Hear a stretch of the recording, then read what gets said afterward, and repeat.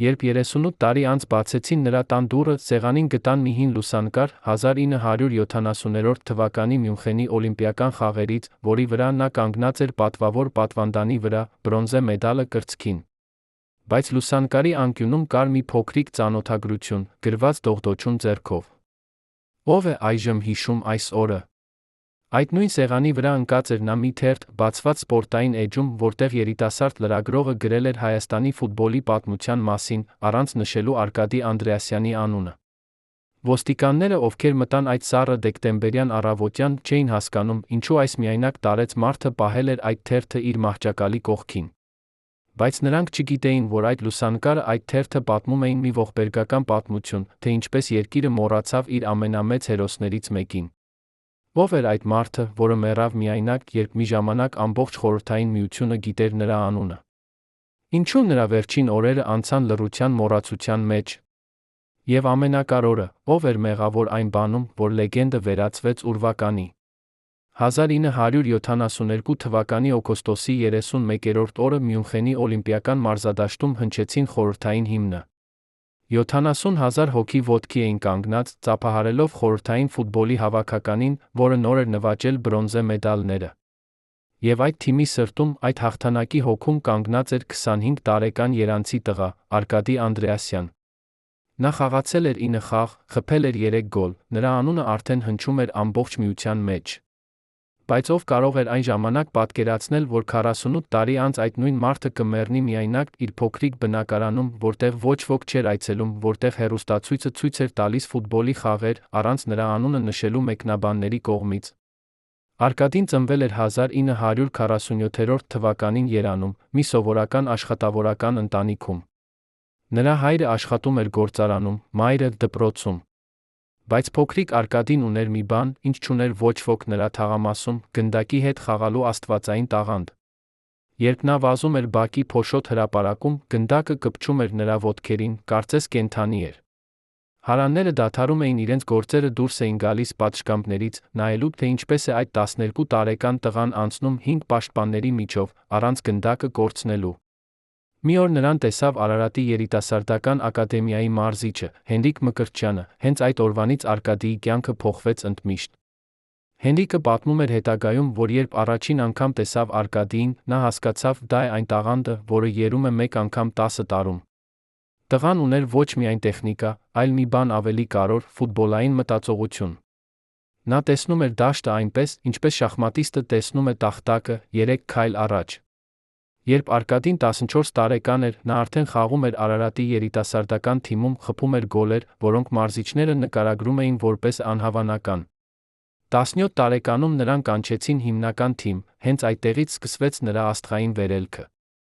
1966 թվականին, երբ Արկադին դարձավ Արարատի հիմնական կազմի խաղացող, Երանի հանրապետական մարզադաշտը սկսեց լցվել այնպես, ինչպես երբեք չէր լցվել։ Մարդիկ գալիս էին տեսնելու այդ նիհար, արագ տղային, ով կարողանում էր անցնել ամբողջ դաշտը, խփել գոլ այնպիսի անկյուններից, որտեղից ոչ ոք չէր սպասում։ Նրա ոճը էր յուրահատուկ, նա չէր օգտագործում կոպիտ ուժ, այլ խելացիություն, արագություն։ Թիմի ընկերները նրան կոչում էին ուրվական, քանի որ նա հայտնվում էր այնտեղ, որտեղ պաշտպանները չէին սպասում։ Բայց Արկադիի կյանքում ամեն ինչ չէր լինում միայն ֆուտբոլ։ 1968 թվականին նա ծանոթացավ Լուսինե Գրիգորյանին, մի երիտասարդ ուսուցչուհու, ով աշխատում էր Երանի կենտրոնական դպրոցներից մեկում։ Լուսինեն չէր հետաքրքրվում ֆուտբոլով, չգիտեր, թե ով է Արկադի Անդրեասյանը, երբ նրանք առաջին անգամ հանդիպեցին մի ընկերական հավաքույթում։ Արկադին սիրահարվեց նրա այդ անտարբերությանը դեպի իր փառքը։ Նա հասկացավ, որ Լուսինեն սիրում է իրեն ոչ թե որպես հայտնի ֆուտբոլիստի, այլ որպես սովորական մարդու։ Նրանք ամուսնացան 1969 թվականին, Լուսինեն դարձավ նրա ամենամեծ աջակիցը։ 1970 թվականին Արարատը դարձավ Խորհրդային Միության չեմպիոն։ Այդ տարի Արկադին խփեց 13 գոլ, դարձավ թիմի առաջատար հարձակվողներից մեկը։ Երանը տոնում էր այնպես, ինչպես երբեք չէր տոնել։ Հանրապետական հրապարակում հավաքվեցին տասնյակ հազարավոր մարդիկ, ողջունելու իրենց հերոսներին։ Արկադին կանգնած էր թիմի ավտոբուսի տանիքին, ծափահարում էր ամբոխին, իսկ ամբոխը գոչում էր նրա անունը։ Այդ պահին նա էր Հայաստանի ամենասիրված մարդը։ Բայց ով գիտեր, որ այդ սերը կլիներ այդքան կարճատ։ 1973 թվականին 1974 թվականին Արկադին ճանաչվեց Խորհրդային Միության լավագույն ֆուտբոլիստ։ 2 տարի անընդմեջ։ Սա էր անսովոր նվաճում, նույնիսկ խորհրդային ֆուտբոլի պատմության մեջ։ Նրա անունը հայտնվեց բոլոր սպորտային թերթերի առաջին էջերում։ Մոսկվայից, Լենինգրադից կից գալիս էին նամակներ երկրպագուներից, ովքեր ուզում էին նրա ստորագրությունը։ Արկադին պատասխանում էր բոլորին, անձամբ գրելով յուրաքանչյուր նամակի պատասխանը։ Նա չէր մոռացել, որ ինքը եկել էր սովորական բակից, չուզեց երբեք դառնալ այն աստղերից, ովքեր մոռանում են իրենց արմատները։ Բայց հենց այդ ժամանակ սկսվեցին նա առաջին խնդիրները։ Խորհրդային ֆուտբոլի համակարգը չէր սիրում, երբ խաղացողները դառնում էին չափազանց հայտնի։ Մոսկվայի մեծ ակումբները սկսեցին ճնշում գործադրել Արարատի վրա, Արկադիին տեղափոխելու համար։ Սպարտակը, Դինամոն, ՑՍԿԱ-ն բոլորը ուզում էին նրան։ Բայց Արկադին մերժեց բոլոր առաջարկները։ Նա ասաց, որ ինքը հայ է, կխաղա միայն հայկական թիմում։ Այդ որոշումը նրան արժեցրեց շատ բան։ Մոսկվայի ֆուտբոլային ղեկավարությունը սկսեց նրան անտեսել ազգային հավաքականում։ Նրան ավելի քիչ էին կանչում կարևոր խաղերի, թե բոլորը գիտեին, որ նա լավագույններից է։ 1975 թվականին Արկադին դարձավ Արարատի կապիտանը։ Սա էր նրա կյանքի ամենահպարտ պահերից մեկը։ Նա կրում էր կապիտանի ժապավենը այնպիսի հպարտությամբ, որ թիմի ընկերները հետագայում պատմում էին, նա երբեք չէր հանում այն նույնիսկ պարապմունքներից հետո, մինչ չէր լվանում չերում իր պահարանում։ Բայց կապիտանի պարտականությունները բերեցին նա լրացուցիչ ճնշում։ Արկադին զգում էր, որ նա պատասխանատու է ոչ միայն իր խաղի համար, այլ ամբողջ թիմի համար։ Նա սկսեց քնել ավելի քիչ, մտածել ավելի շատ, նրա կինը Լուսինեն նկատեց, որ նրա աչքերում հայտնվեց մի տեսակ անհանգստություն, որը նախկինում չկար։ 1976 թվականին Արարատը կրկին դարձավ չեմպիոն, Արկադին կրկին էր թիմի հերոսներից մեկը։ Բայց այդ տարի նա ստացավ առաջին լուրջ վնասվածքը։ Մի խաղի ժամանակ հակառակորդ թիմի պաշտպանը կոպիտ խախտում կատարեց, Արկադիի ծնկի բանդը վնասվեց։ Բժիշկները ասացին, որ նրան պետք է վիրահատություն, բայց Արկադին մերժեց։ Նա վախենում էր, որ վիրահատությունից հետո չի կարողանա վերադառնալ նախկին մակարդակին։ Նա ընտրեց խաղալ ցավով, ինյեկցիաներով, որոնք ժամանակավորապես թմրեցնում էին ցավը։ Այդ որոշումը հետագայում կդառնար նրա կարիերայի ամենամեծ սխալներից մեկը։ Բայց 1976 թվականին տեղի ունեցավ նա մի այլ իրադարձություն, որը Արկադին երբեք չմոռացավ։ Մի օր, խաղից հետո, երբ նա վերադառնում էր տուն, նրան կանգնեցրեց մի անծանոթ մարդ, կոստյումով մուգ ակնոցներով։ Մարդը ներկայացավ որպես Մոսկվայի ֆուտբոլի ֆեդերացիայի ներկայացուցիչ, ասաց, որ ունի հատուկ առաջարկ։ Նա առաջարկեց Արկադիին տեղափոխվել Մոսկվա, Սպարտակ խոստացավ, որ նրա ընտանիքը կստանա մեծ բնակարան, բարձր աշխատավարձ, բոլոր արտոնությունները։ Բայց կար մի պայման, Արկադին պետք է հրապարակավ հայտարարեր, որ Արարատը այլևս չի կարող նրան ապահովել անհրաժեշտ պայմաններով։ Արկադին նայեց այդ մարդուն աչքերի մեջ, ասաց միայն մեկ բառ՝ ոչ։ Մարդը ժպտաց սառը ժպիտով, ասաց. «Դուք կզղջաք այս որոշման համար»։ Եվ նա իրավացի էր։ Ո՞վ էր այդ մարդը իրականում։ Ինչպիսի ուժեր էին կանգնած նրա հետում։ Եվ ինչպես այդ մերժումը փոխեց Արկադիի ճակատագիրը։ Արդյոք դա էր պատճառը, որ նրա անունը սկսեց աստիճանաբար անհետանալ խորհրդային ֆուտբոլի գլխավոր խաղերից։ Թե՞ կային ուրիշ, ավելի մութ ուժեր, որոնք ուզում էին տեսնել նրա անկումը։ 1977 թվականին Արկադիի ծնկի վիճակը վատթարացավ այնքան, որ նա այլևս չէր կարող խաղալ առանց ուժեղ ցավազրկողների։ Բժիշկները նրան ասացին ճշմարտությունը, եթե նա շարունակի խաղալ այս վիճակում, նա կարող է մնալ հաշմանդամ։ Բայց Արկադին չէր կարող թողնել ֆուտբոլը։ Դա էր նրա կյանքի իմաստը, նրա ինքնությունը։ Նա ասաց Լուսինեին, եթե ես չեմ կարող խաղալ, ես չեմ կարող ապրել։ Լուսինեն լաց եղավ, բայց հասկացավ, որ չի կարող նրան կանգնեցնել։ Նա միայն խնդրեց նրան խոստանալ, որ երբ մարմինը ասի բավական, նա կլսի։ Բայց մարմինը ասաց բավական շատ ավելի շուտ, քան Արկադին ուզում էր։ 1978 թվականի մարտի 12-րդ օրը, մի խաղի ժամանակ Կիում Դինամոյի դեմ, Արկադին փորձեց կատարել իր ապրանքանիշային շարժումը, արագ շրջադարձ ձախ ոտքի վրա։ Բայց այդ անգամ ծնկի բանդը չդիմացավ։ Մարզադաշտում լսվեց ջռոց, որը լսեցին նույնիսկ առաջին շարքի հանդիսատեսները։ Արկադին ընկավ գետին։ Գոչեց այնպիսի ցավից, որ նրա թիմի ընկերները հետագայում ասում էին, նրանք երբեք չէին լսել նրան այդպես գոչելիս։ Նրան տարան հիվանդանոց շտաբ օգնության մեքենայով, բժիշկները կատարեցին արտակարգ վիրահատություն։ Վիրահատությունը տևեց 6 ժամ։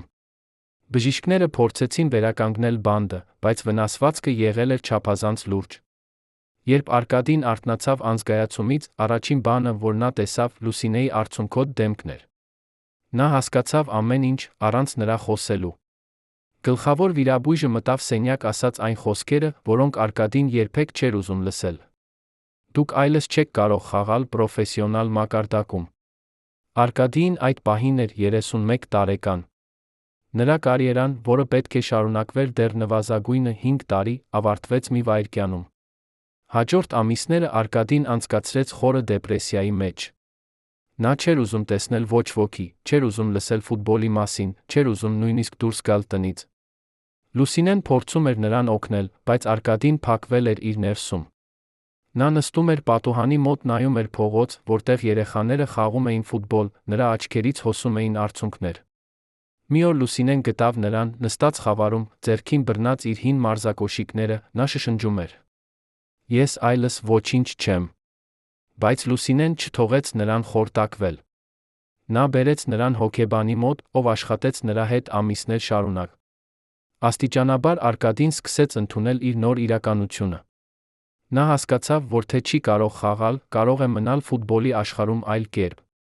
1979 թվականին նրան առաջարկեցին դառնալ Արարատի երիտասարդական թիմի մարզիչ։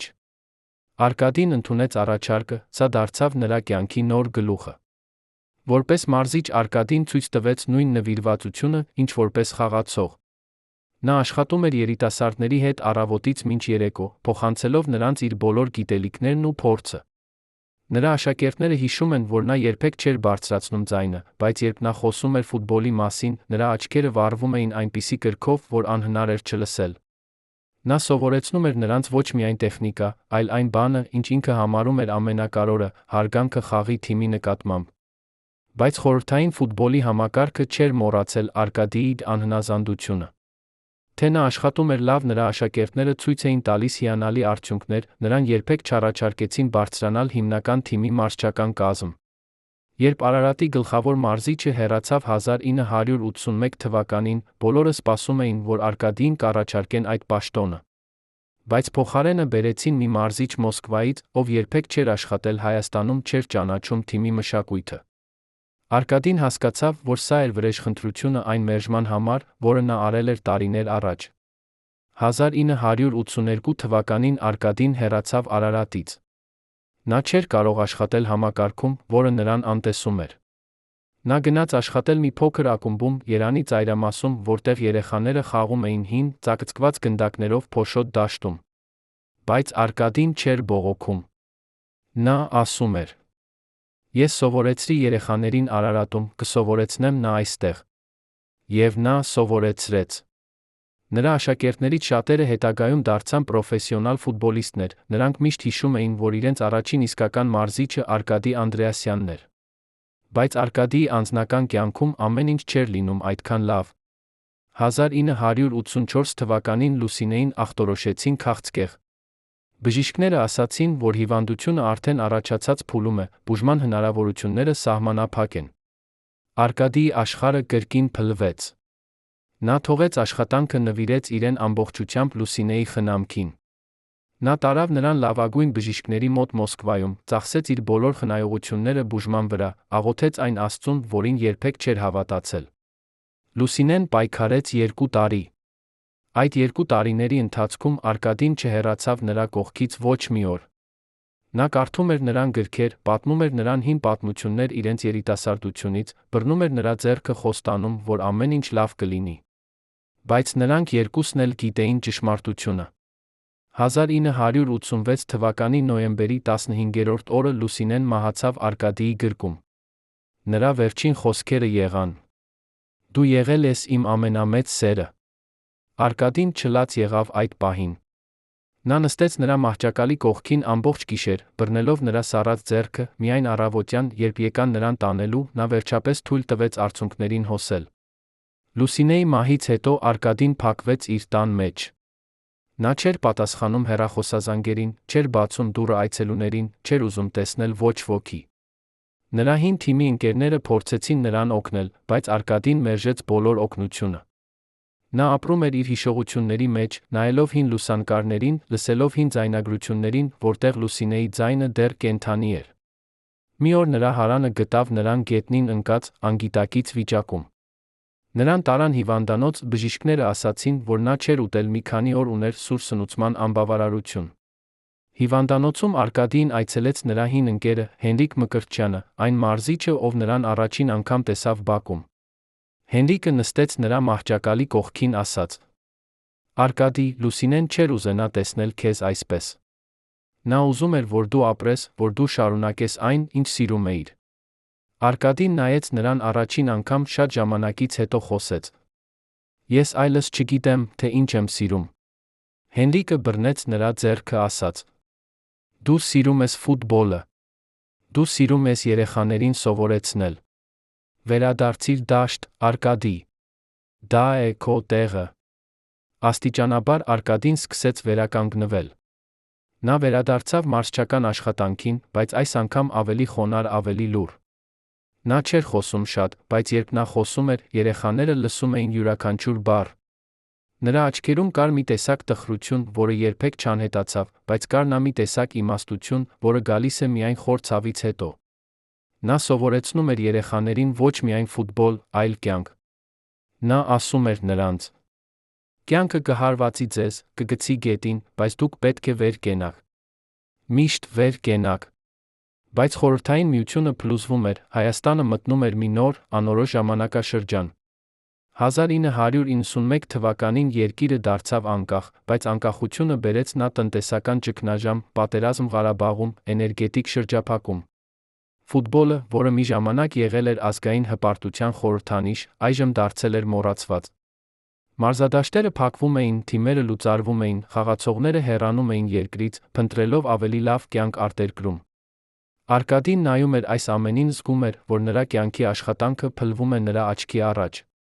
Ինչպես կարող էր մի մարդ, ով մի ժամանակ եղել էր ամբողջ միության հերոսը, հարմարվել այս նոր, դաժան իրականությանը։ Ինչպես կարող էր նա շարունակել հավատալ ֆուտբոլին, երբ ամբողջ երկիրը պայքարում էր պարզապես գոյատելու համար։ Եվ ամենակարևորը, ով էր դեռ հիշում Արկադի Անդրեասյանի անունը այն նոր սերնդի մեջ, որը ծնվել էր անկախության տարիներին, երբեք չէր տեսել խորհրդային ֆուտբոլի ոսկե դարաշրջանը։ 1992 թվականին Երանում էլեկտրականությունը կար միայն օրական 2 ժամ։ Ձմեռը մարդիկ այրում էին ծառեր, տաքանալու համար, փողոցներում տիրում էր մութը։ Բայց Արկադին շարունակում էր գնալ մարզադաշտ, նույնիսկ այն օրերին, երբ չկար ջեռուցում, երեխաները գալիս էին ձմեռային բաճկոններով։ Նա ասում էր նրանց. «Ֆուտբոլը չի կարող սպասել լավ պայմաններին։ Ֆուտբոլը խաղում են ցանկացած պայմաններում»։ Եվ երեխաները խաղում էին, իրենց շնչառությունը գոլորշիանում էր սառը օդում, իսկ Արկադին կանգնած էր կողքից, իր հին մարզչական բաճկոնով, որը արդեն ծակծկված էր, բայց որը նա չէր փոխում, քանի որ դա նվեր էր Լուսինեից։ Բայց ամենադժվարը չէր սառը կամ սովը։ Ամենադժվարը էր տեսնելը, թե ինչպես երկիրը մոռանում էր իր պատմությունը։ 1993 թվականին Արարատի ակումբը, որը մի ժամանակ եղել էր խորհրդային ֆուտբոլի հսկաներից մեկը, գրեթե լուծարվեց ֆինանսական խնդիրների պատճառով։ Հին մարզադաշտը, որտեղ Արկադին խաղացել էր իր լավագույն տարիները, վերածվեց աղբավայրի։ Տրիբունները քանդվում էին, խոտը աճում էր դաշտի վրա, ոչ ոք չէր հոգում։ Արկադին գնաց այնտեղ մի օր, կանգնեց կենտրոնական շրջանում, որտեղ նա մի ժամանակ խփել էր իր ամենահիշարժան գոլերը։ Նա նայեց շուրջը, տեսնելով ավերակները, զգաց, որ դա խորհրդանիշ է նրա սեփական կյանքի։ Բայց Արկադին չէր հանձնվում։ Նա սկսեց կազմակերպել երեխաների ֆուտբոլի մրցաշարեր, առանց որևէ պաշտոնական աջակցության։ Նա օգտագործում էր իր սեփական փողերը, գնելու գնդակներ ցանցեր, նա ինքը նշում էր դաշտի գծերը, ինքը դատավորում էր խաղերը։ Երեխաների ծնողները նրան հարցնում էին. «Ինչու՞ եք դուք սա անում։ Ձեզ ոչ ոք չի վճարում»։ Եվ Արկադին պատասխանում էր. Ես սա անում եմ, որովհետև եթե ես չանեմ, ով կանի։ 1995 թվականին Արկադիին հրավիրեցին հեռուստատեսային հարցազրույցի նվիրված Արարատի 1970 թվականի չեմպիոնական թիմի 25-ամյակին։ Սա էր առաջին անգամը երկար տարիներից, երբ նրան հրավիրեցին հանրային հարթակ։ Արկադին եկավ ստուդիա, հագած իր միակ կոստյումը, որը արդեն հնացած էր, բայց մաքուր արթուկված։ Հարցազրույցի ժամանակ վարողը հարցրեց նրան. «Ինչ եք զգում, երբ նայում եք հետ այն տարիներին»։ Արկադին լռեց մի քանի վայրկյան, հետո ասաց. «Ես զգում եմ հպարտություն այն բանի համար, ինչ մենք արեցինք, բայց ես նա զգում եմ ցավ, երբ տեսնում եմ, որ այդ պատմությունը մոռացվում է»։ Հարցազրույցից հետո Արկադիին մոտեցավ մի երիտասարդ լրագրող ասաց. «Պարոն Անդրեասյան, ես ուզում եմ գրել ձեր կենսագրությունը»։ Արկադին նայեց նրան հարցրեց. «Ինչո՞վ»։ Լրագրողը պատասխանեց. «Որովհետև ձեր պատմությունը պետք է պահպանվի։ Որովհետև նոր սերունդը պետք է իմանա, թե ովքեր էին իրական հերոսները»։ Արկադին համաձայնվեց, նրանք սկսեցին հանդիպումներ, շաբաթը մեկ անգամ Արկադիի փոքրիկ բնակարանում։ Արկադին պատմում էր իր պատմությունը, հանգիստ, առանց պերճախոսության, պարզապես փաստերը։ Բայց երբ նա խոսում էր Լուսինեի մասին, նրա ձայնը դողում էր, նա պետք է դադար աներ, հավաքելու իրեն։ Գիրքը հրատարակվեց 1996 թվականին, բայց այն չվաճառվեց լավ։ Մարդիկ այլևս չէին հետաքրքրվում հին ֆուտբոլիստների պատմություններով։ Նրանք պայքարում էին գոյատելու համար, անցյալը թվում էր շռայլություն։ Արկադին ստացավ գրքի մի քանի օրինակ, տվեց դրանք իր աշակերտներին։ Նա ասաց նրանց. «Կարդացեք սա, երբ մեծանաք։ Կարդացեք, հիշեք, որ մի ժամանակ Հայաստանը ուներ հերոսներ»։ Բայց 1997 թվականին տեղի ունեցավ մի իրադարձություն, որը Արկադիին տվեց նոր հույս։ Արարատի ակումբը վերակազմավորվեց նոր սեփականատերերի կողմից, նրանք հայտարարեցին, որ ուզում են վերականգնել ակումբի հին փառքը։ Նրանք հրավիրեցին Արկադիին դառնալ ակումբի պատվավոր նախագահ, խորհրդատվական դերում։ Արկադին ընդունեց առաջարկը մեծ ոգորությամբ։ Նա մտածեց, որ վերջապես կարող է օգնել վերականգնել այն, ինչ կորել էր։ Նա սկսեց աշխատել ակումբի հետ, օգնելով ընտրել երիտասարդ տաղանդներ, խորհրդատվություն տալով մարզչական կազմին, մասնակցելով ակումբի զարգացման ռազմավարության մշակմանը։ Առաջին տարին ամեն ինչ լավ էր։ Թիմը սկսեց ցույց տալ լավ արդյունքներ, երկրպագուները վերադարձան մարզադաշտ, Արկադին զգում էր, որ նրա կյանքն ունի նոր իմաստ։ Բայց 1998 թվականին սկսվեցին խնդիրները։ Նոր սեփականատերերը, ովքեր եկել էին արտերկրից, սկսեցին կայացնել որոշումներ, որոնք Արկադին համարում էր սխալ։ Նրանք ուզում էին արագ արդյունքներ, շատ փող, բայց չէին հասկանում ֆուտբոլի մշակույթը։ Արկադին փորձեց նրանց բացատրել, որ ֆուտբոլային ակումբը կառուցվում է տարիներով, ոչ թե ամիսներով, բայց նրանք չլսեցին։ 1999 թվականին Արկադին նոր սեփականատերերը ունեցան մի լուրջ բախում։ Նրանք ուզում էին վաճառել ակումբի երիտասարդական ակադեմիայի շենքը, անշարժ գույքի մշակողների, Արկադին կտրականապես դեմ էր։ Նա ասաց. «Այդ շենքը սիրտն է ակումբի։ Այնտեղ են մեծանում մեր ապագա աստղերը։ Եթե դուք վաճառեք այն, դուք սպանում եք ակումբի ապագան»։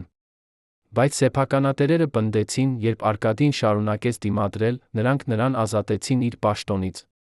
Նրանք հրապարակային հայտարարություն արեցին, որ պարոն Անդրեասյանի ծառայությունները այլևս անհրաժեշտ չեն։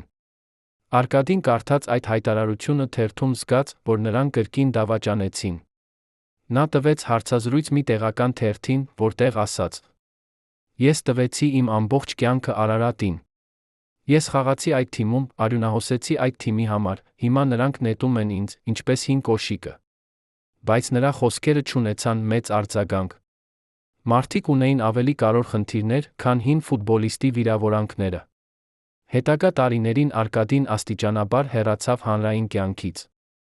Նա շարունակեց աշխատել երեխաների հետ, փոքր մարզադաշտերում, բայց արդեն առանց որևէ պաշտոնական կապի Արարատի կամ որևէ այլ մեծ ակումբի հետ։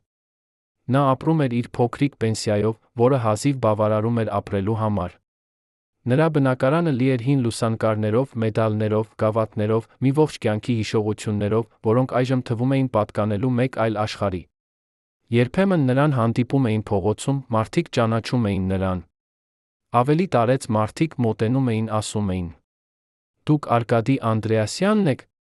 Ես տեսել եմ ձեզ խաղում 1970-րդ թվականներին։ Դուք հիանալի էիք։ Եվ Արկադին ժպտում էր շնորհակալություն էր հայտնում, բայց նրա աչքերում կար տխրություն։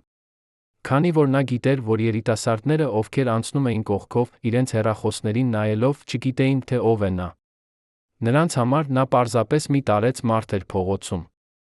1999 թվականից մինչ 2007 թվականը Արկադին ապրեց հանգիստ, գրեթե անտեսանելի կյանք։ Նա շարունակում էր սիրել ֆուտբոլը, շարունակում էր նայել խաղերին հեռուստացույցով, շարունակում էր հույս ունենալ, որ Հայաստանի ֆուտբոլը կվերադառնա իր հին փառքին։ Բայց ամեն տարի այդ հույսը դառնում էր ավելի թույլ։ Նա տեսնում էր, որ ֆուտբոլը Հայաստանում դարձել էր բիզնես, ոչ թե սպորտ։ Նա տեսնում էր, որ երիտասարդ խաղացողները մտածում էին միայն փողի մասին, ոչ թե թիմի պատվի մասին։ Եվ նա զգում էր, որ այն արժեքները, որոնց նա հավատում էր, մեռնում էին նրա հետ միասին։ Բայց 2007 թվականին Արկադին կրկին փորձեց պայքարել։ Երբ Արարատի նոր սեփականատերերը, ովքեր եկել էին արտերկրից, սկսեցին փոխել ակումբի անունը խորհրդանիշները, Արկադին գրեց բաց նամակ, որտեղ դատապարտեց այդ որոշումները։ Նա գրեց. Արարատը ոչ թե պարզապես ֆուտբոլային ակումբ է։ Դա Հայաստանի պատմության մի մասն է։ Դուք չեք կարող ջնջել այդ պատմությունը ձեր բիզնես շահերի համար։ Բայց նրա նամակը անտեսվեց։ Ակումբի ղեկավարությունը նույնիսկ չպատասխանեց նրան։ Ով էր մեղավոր այն բանում, որ Արկադի Անդրեասյանը, մի ժամանակ Խորհրդային Միության լավագույն ֆուտբոլիստը, այժմ դարձել էր անտեսված ձայն անապատում։ Արդյոք դա էր նոր սերնդի անտարբերությունը, թե՞ համակարգի դավադրությունը, որը երբեք չէր ների նրա անկախությունը։ Եվ ամենակարևորը, ինչպես կարող էր մի մարդ, ով տվել էր ամեն ինչ իր երկրին, վերջապես գտնել խաղաղություն իր վերջին տարիներին։ 2012 թվականի մայիսի 22-րդ օրը Արկադիի փոստարկղում հայտնվեց մի ծանր, կապույտ ծրար, առանց ուղարկողի հասցեի։ Ներսում էր հին վիդեոկասետ, վզձաչափով, որը արդեն գրեթե ոչ ոք չէր օգտագործում։ Կասետի վրա փակցված էր փոքրիկ թղթի կտոր, ձեռքով գրված. Դուք պետք է տեսնեք սա։ Ձեր ընկերը չմեռավ պատահականորեն։ Արկադին երկար ժամանակ նստեց, բռնելով այդ կասետը իր ձեռքում, նրա սիրտը զարկում էր այնպես, ինչպես չէր զարկել տարիներ շարունակ։ Նա գիտեր, որ այդ կասետի վրա կարող էր լինել ինչ-որ բան, որը կփոխեր ամեն ինչ։ Բայց նա վախենում էր տեսնել այն, ինչ այնտեղ կար։ Նա հիշեց իր հին թիմի ընկերոջը, Վահագն Գորգյանին, ով մահացել էր 2010 թվականին սրտի կաթվածից, ինչպես պաշտոնապես հայտարարվեց։ Բայց Արկադին միշտ կասկածել էր այդ պաշտոնական տարբերակը, քանի որ Վահագնը վերջին ամիսներին խոսել էր որոշ վտանգավոր գաղտնիքների մասին, որոնք նա իմացել էր Արարատի ֆինանսական գործարքների վերաբերյալ։ Հիմա, այդ կասետը ձեռքում բռնելով, Արկադին հասկացավ, որ ճշմարտությունը կարող էր լինել շատ ավելի մութ, քան նա երբեք պատկերացրել էր։ Ով էր ուղարկել այդ կասետը, ինչու հենց հիմա, 2 տարի անց Վահագնի մահից։ Արկադին գտավ իր հին վեց նվագարկիչը, փոշոտ, որը չէր օգտագործվել տասնամյակներ, միացրեց այն իր փոքրիկ հեռուստացույցին։ Էկրանի վրա հայտնվեց աղմկոտ, սպիտակ պատկեր, ակնհայտորեն նկարված թաքնված տեսախցիկով։ Տեսանյութը ցույց էր տալիս մի սենյակ, որը Արկադին անմիջապես ճանաչեց, դա էր Արարատի ակումբի հին վարչական շենքի խորհրդակցությունների սենյակը։ Սեղանի շուրջ նստած էին 5 մարդ, 3 արտերկրացի բիզնեսմեն մուգ կոստյումներով, Արարատի նախագահը մի անծանոթ մարդ, ծանր մորթյա բաճկոնով, ում դեմքը մասամբ թաքնված էր ստվերի մեջ։ Նրանք խոսում էին ռուսերեն, Արկադին լսեց, թե ինչպես են նրանք քննարկում անհարմար վկաների վերացումը։ Մորթյա բաճկոնով մարդը ասաց. Գորգյանը շատ է խոսում։ Նա գիտի թվերը, գիտի հաշիվները։ Եթե նա խոսի լրագրողների հետ, մենք կորցնենք ամեն ինչ։ Արտերկրացիներից մեկը պատասխանեց.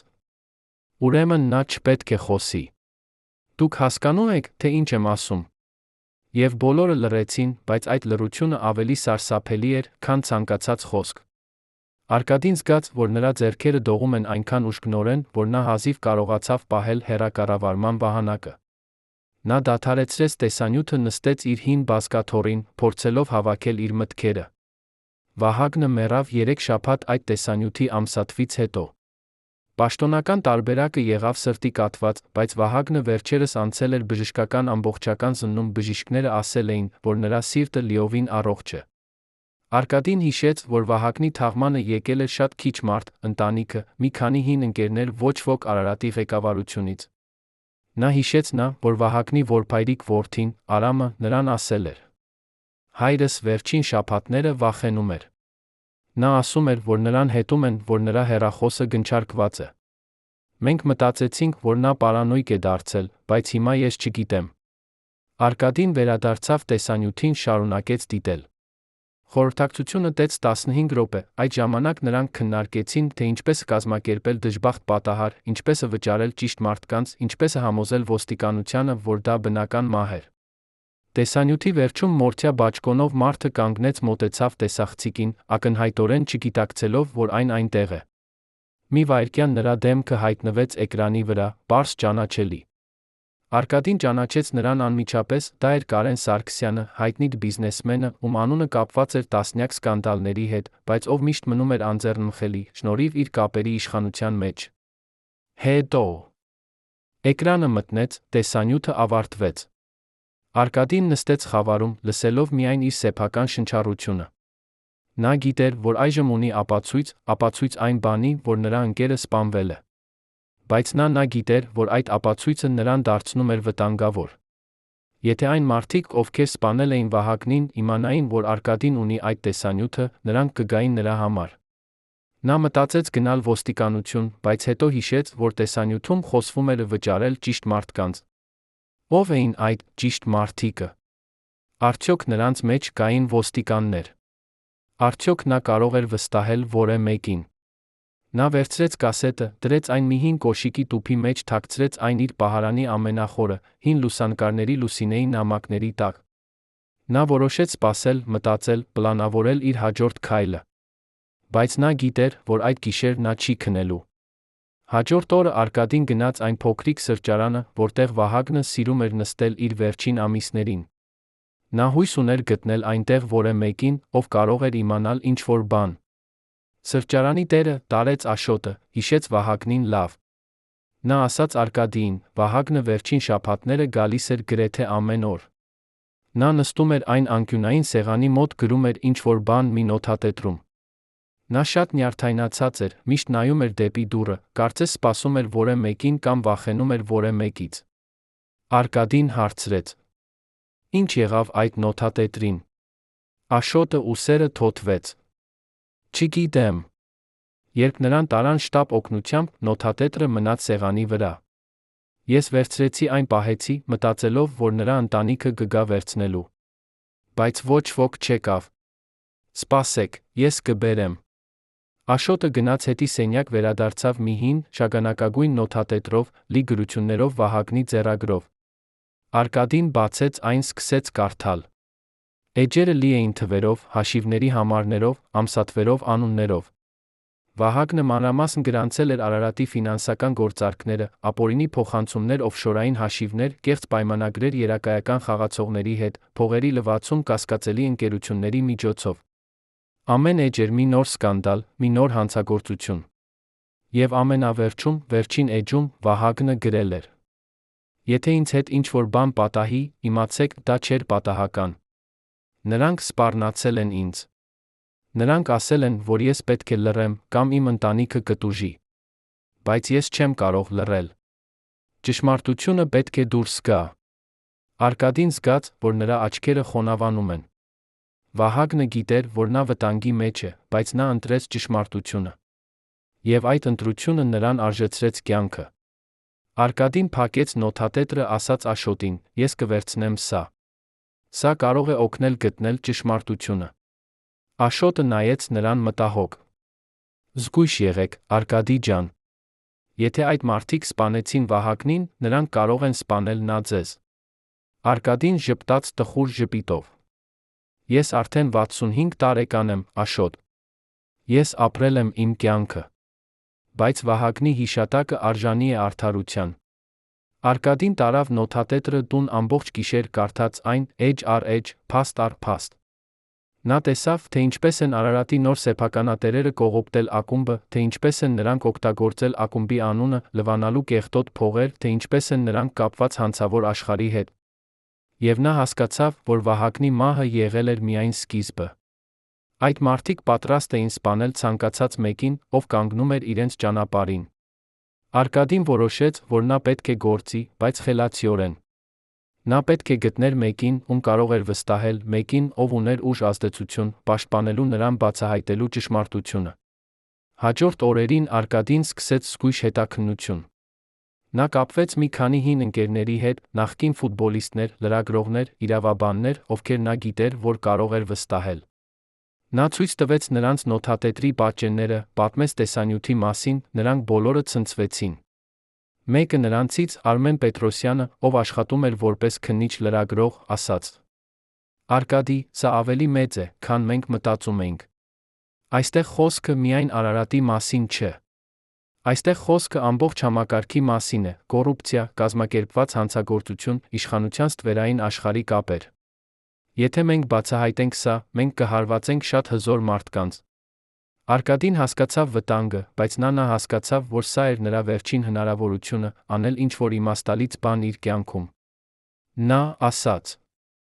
Ես ամբողջ կյանքս խաղացել եմ ֆուտբոլ։ Ես սովորեցրել եմ երեխաներին խաղալ ազնիվ, խաղալ պատվով։ Բայց ինչից օգուտ է այդ ամենը, եթե համակարգը փտած է, եթե մեր ակումբները վերածվել են հանցավոր ձեռնարկությունների։ Ես պետք է պայքարեմ սրա դեմ, նույնիսկ եթե դա վերջին բանն է, որ ես անում եմ։ Արմենը նայեց նրան հարգանքով։ Լավ։ Ես կկազմակերպեմ հանդիպում մի մարդու հետ, ով կարող է օգնել։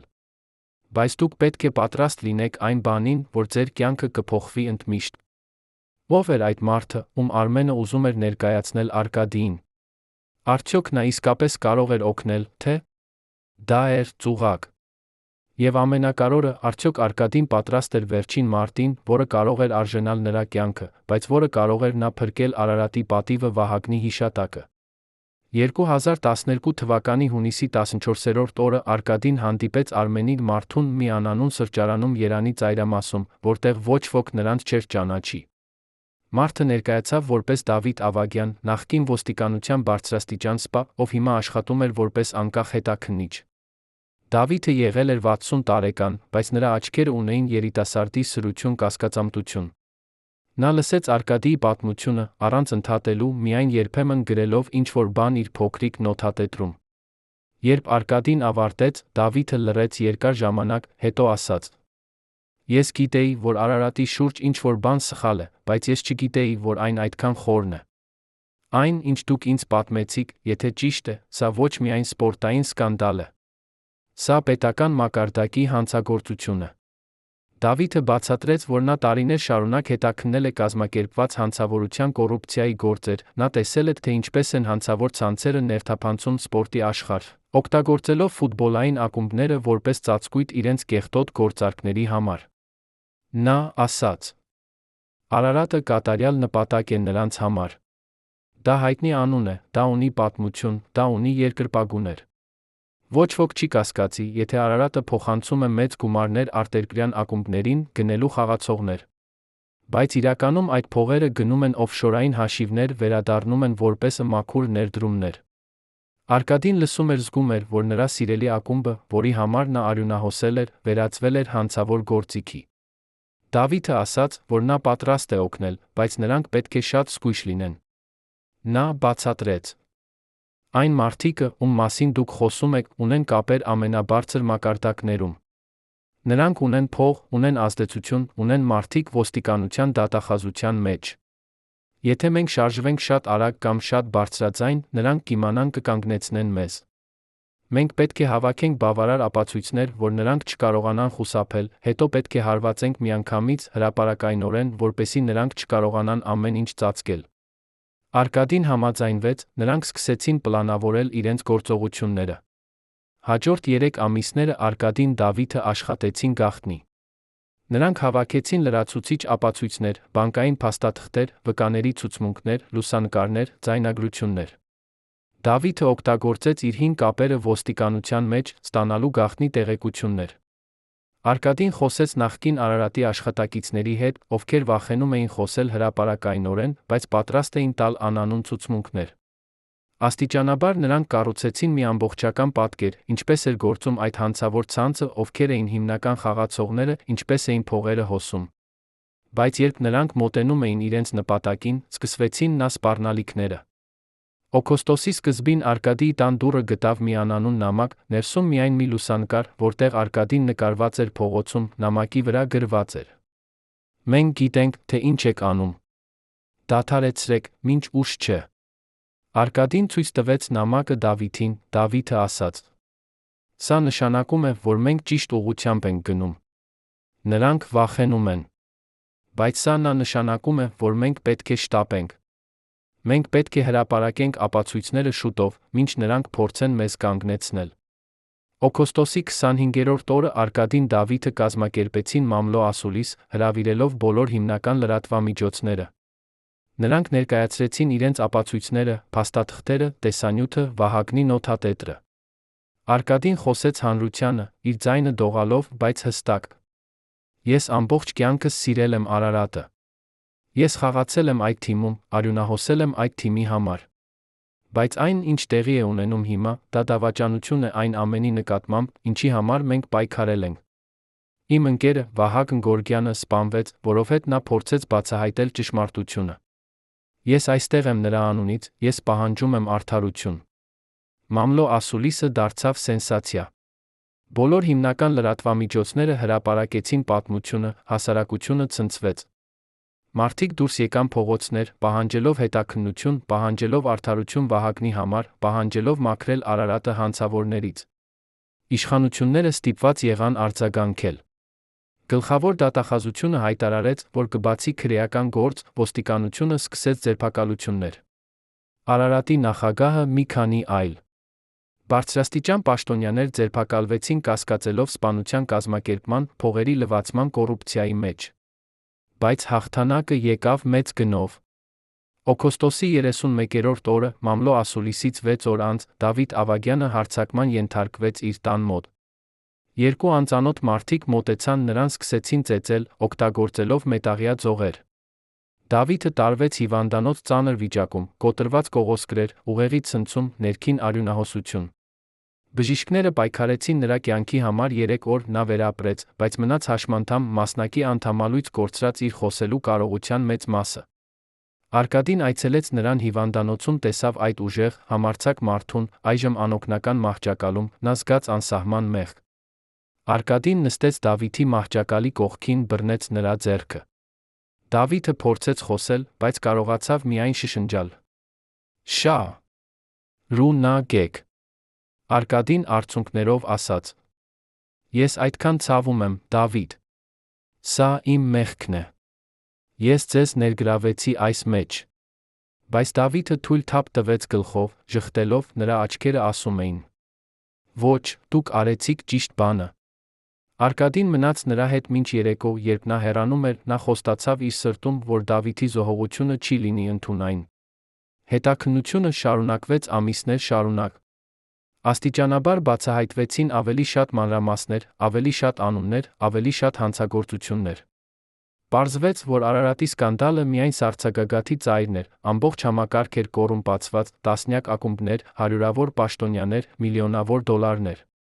Բայց Արկադիի համար ամենակարևորը եղավ այն, որ Վահագնի մահը վերաբացվեց որպես սպանության գործ, նրա սպանողները վերջապես բերվեցին արդարադատության առջ։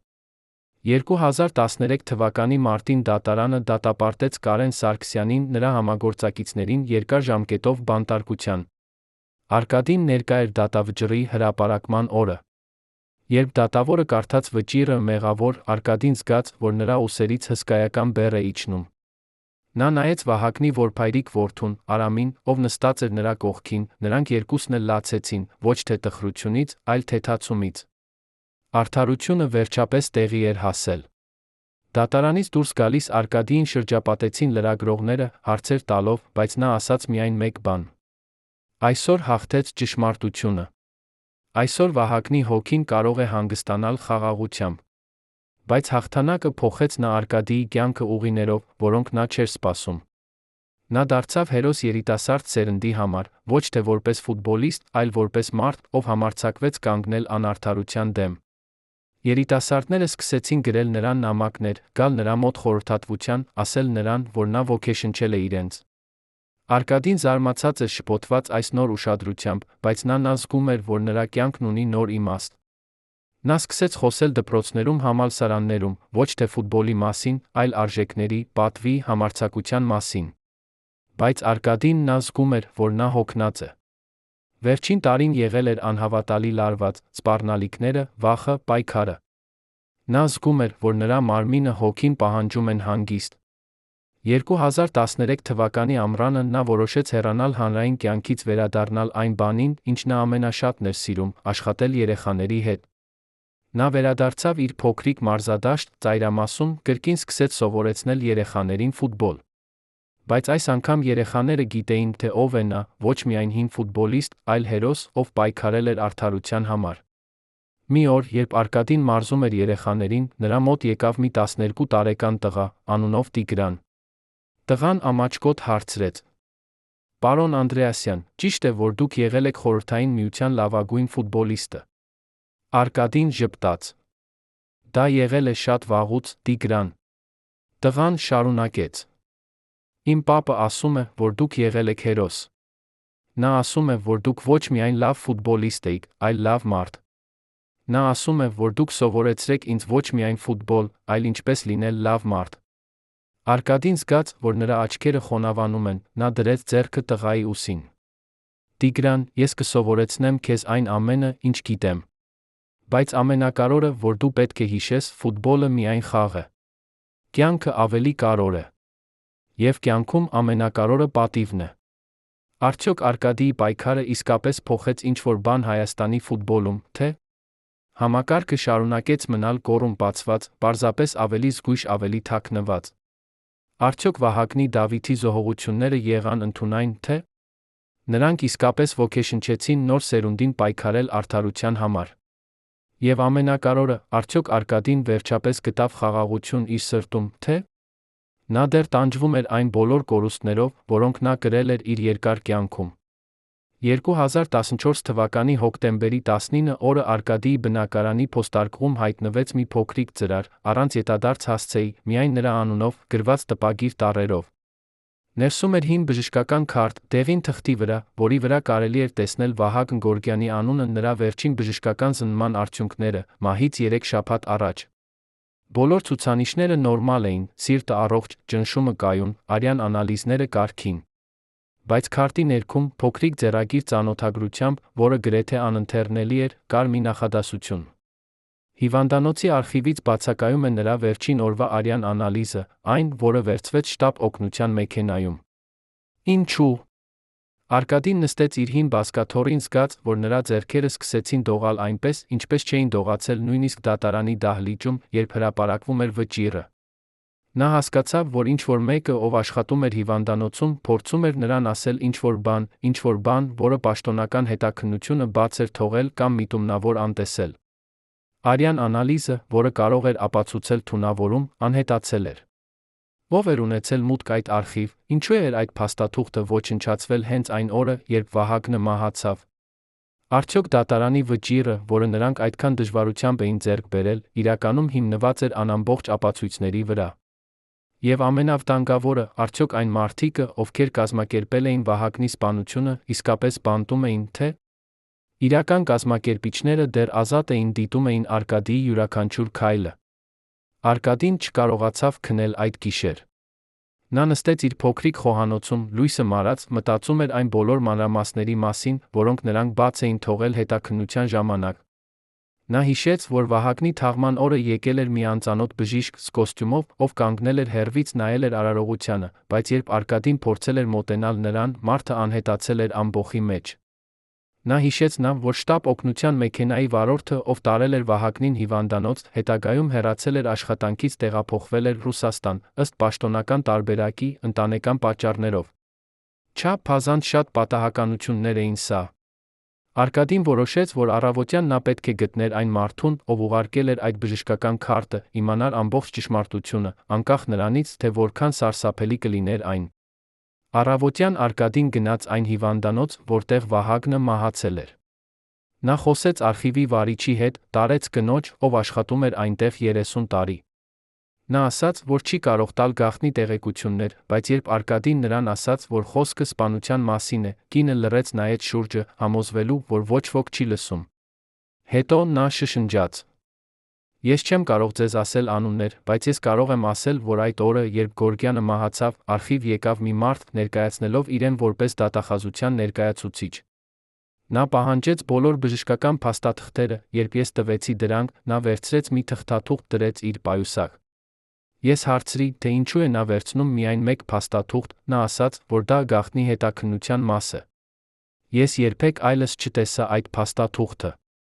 Արկադին հարցրեց, թե արդյոք կինը կարող է նկարագրել այդ մարդուն, նա ասաց. Նա էր բարձրահասակ, մոտավորապես 45 տարեկան, ուներ սմորուկ շատ սառը աչքեր։ Նա խոսում էր ռուսերեն, հայկական առոգանությամբ, բայց ես զգացի, որ նա ավելի շատ ժամանակ է անցկացրել արտերկրում, քան այստեղ։ Արկադին զգաց, որ այդ նկարագրությունը ինչ-որ ծանոթ է, բայց նա չկարողացավ հիշել, թե որտեղ էր տեսել այդպիսի մարդու։ Նա շնորհակալություն հայտնեց կնոջը հեռացավ, բայց նրա մտքում արդեն ձևավորվում էր մի սարսափելի կասկած, արդյոք դատախազության մեջ կար մեկը, ով աշխատում էր հանցավորների համար, ով ապահովում էր, որ ապացույցները անհետանան, որ ճշմարտությունը երբեք չբացահայտվի ամբողջությամբ։ Արկադին որոշեց կապվել Արմեն Պետրոսյանի հետ, այն լրագրողի, ով օգնել էր նրան հրապարակել սկանդալը։ Արմենը լսեց նրա պատմությունը ասաց. Արկադի, ես միշտ կասկածել եմ, որ մենք չբացահայտեցինք ամբողջ ճշմարտությունը։ Այն մարդիկը, ովքեր դատապարտվեցին, նրանք էին միջին մակարդակի կատարողներ։ Բայց ով էր իրական ղեկավարը, ով էր վերում, մենք երբեք չիմացանք։ Նա բացատրեց, որ հետաքննության ժամանակ շատ վկաներ հրաժարվեցին ցուցմունք տալ, վախենալով իրենց կյանքի համար, որ որոշ ապացույցներ, որոնք նրանք փորձեցին ներկայացնել, մերժվեցին դատարանի կողմից անբավարար հիմնավորվածության պատճառով։ Արմենը ասաց. Համակարգը ավելի խորն է, քան մենք մտածում էինք։ Եվ ես վախենում եմ, որ մենք միայն մաքրեցինք մակերեսը, բայց արմատները դեռ այնտեղ են, խորը, անտեսանելի, սպասելով ճիշտ պահին կրկին աճելու համար։ Արկադին զգաց անզորություն։